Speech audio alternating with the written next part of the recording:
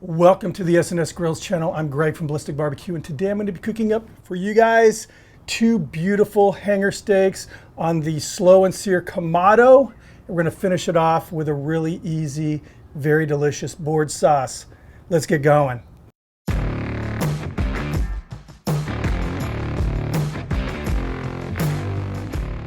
So before I show you the steaks, I'm going to show you how we're going to set up the slow and sear Kamado for a reverse sear using that cold grate technique.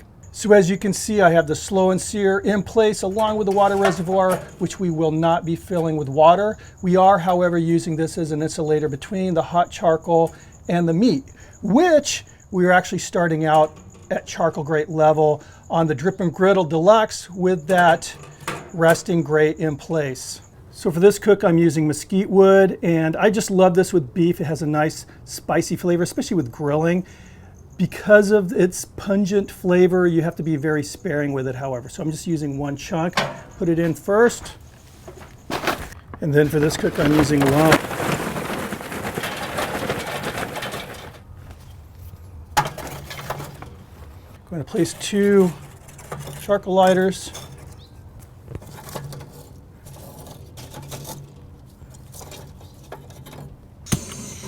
Is lit.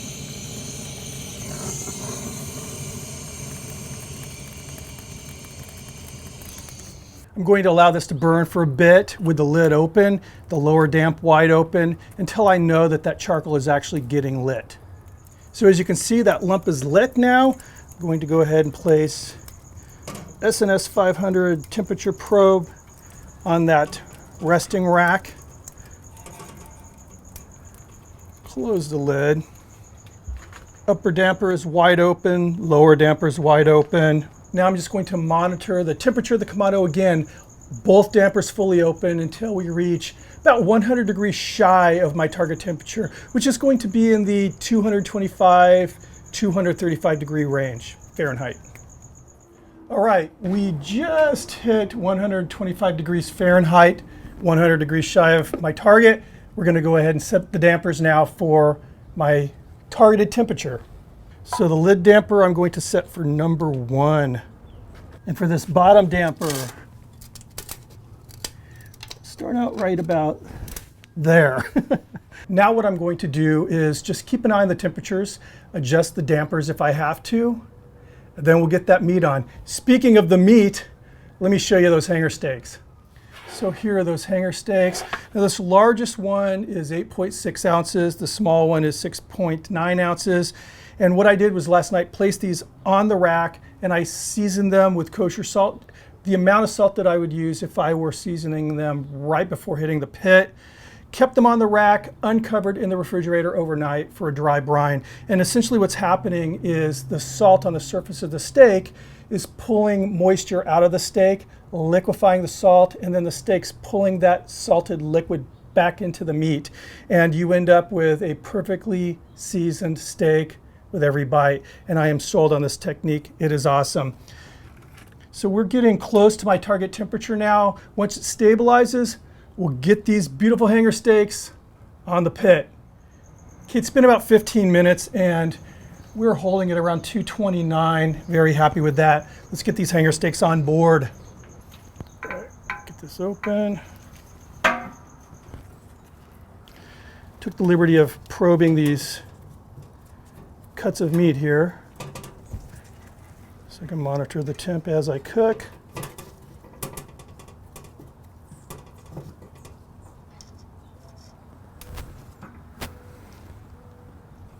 So now the plan is to monitor the temperature of the steaks.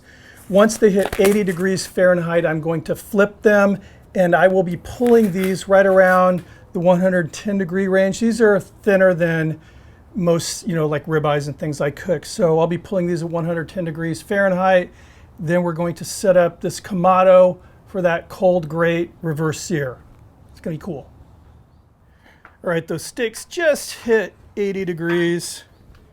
We're gonna go ahead and flip these guys.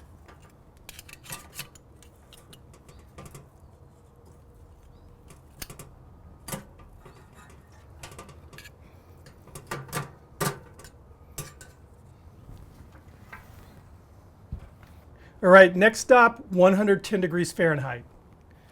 Okay, we are about 30 minutes in, and that little steak just hit that 110 mark.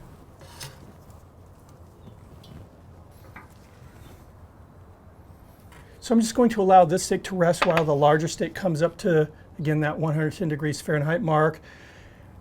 Once it does, I'll pull it, then we'll get this thing ramped up and ready for that reverse sear.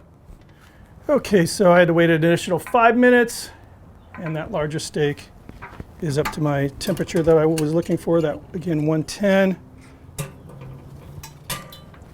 Now I'm just going to leave the lid open, fully open that bottom damper, and remove the open griddle pan here. So while we wait for the Kamado to come up to temp for searing, I'm going to go ahead and prep these steaks for the sear. First thing I want to do is make sure that they are dry.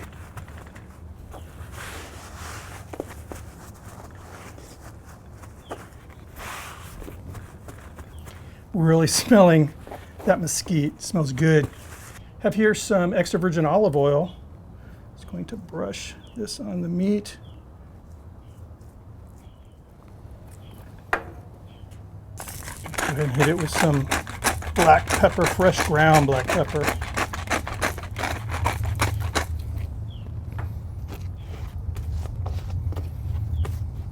Same thing, hit this with some of that oil. Black pepper. Nice.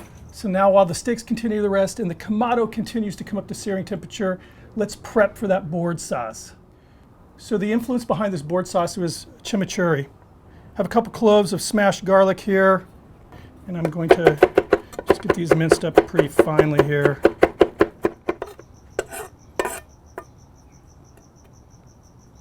And add just a little bit of kosher salt to this garlic. Start smashing it.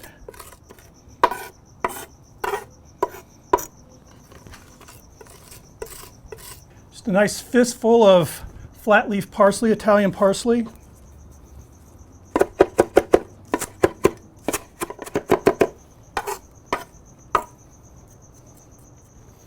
Some shallot. And I've already minced this, but I'm going to, again, I just want it to be really finely minced. Make sure we're getting that garlic blended in. I have here some smoked paprika, some crushed red chili flakes, and some cumin. Get that into the mix.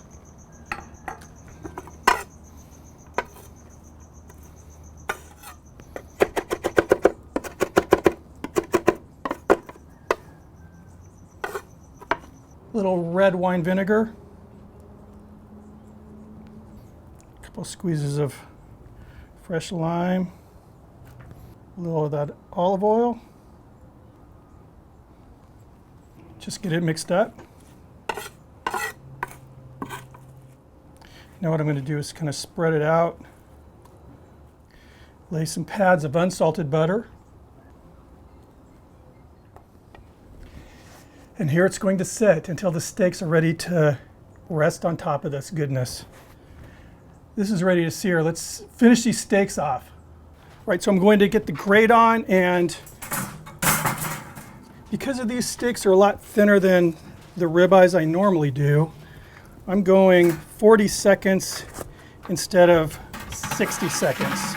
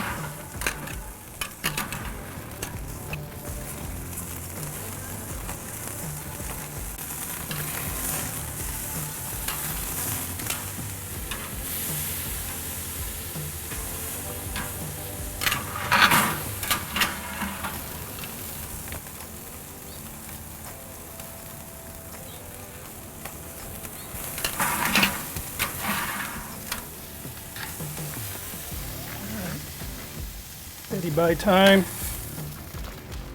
Best to best. Now I'm just going to cover this loosely with foil. You know, I'm going to seal this in so it continues cooking. I just want to make sure that all that butter melts and the juice drips down into that delicious board sauce we're making. Right, here we are, and look how gorgeous this is. So what I'm going to do is turn the meat around this way. It'll be easier for me to follow the grain.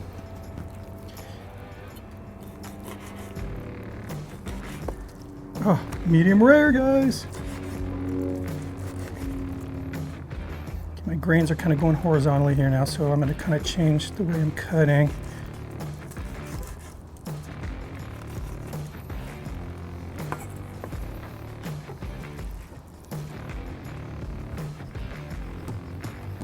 All right, let's make this look a little sexy here.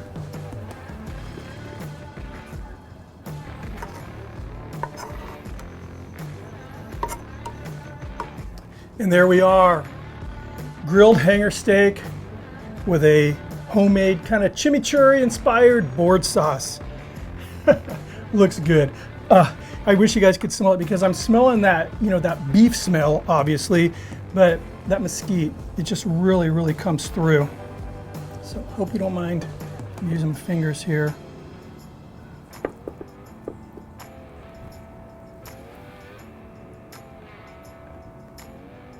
Just look at that, so juicy. Oh, I'm definitely getting like that kind of Argentine vibe. Well, all that butter and that beef juice is kind of mixed into this sauce, this herbs, but it's very bright. I mean, the lime juice is coming through and that kind of nice acidity from the red wine vinegar. Oh, I really just can't tell you how happy I am with that cold grate reverse searing technique. I mean, it's just, I mean, look at that. It's just such a great technique. This hanger steak is as tender as a filet mignon, but it has a lot more flavor. I mean, it has, you know, a lot more of that beefy flavor that filet mignon actually is lacking in. But wow, what a great cook. Anyway, guys, thanks for stopping by. If you're not subscribed, please hit that red button. Make sure you hit the notification bell. Thumb up the video if you like it. I really hope you did. I will see you on the next video. Remember, 2 zones are better than 1. Cheers.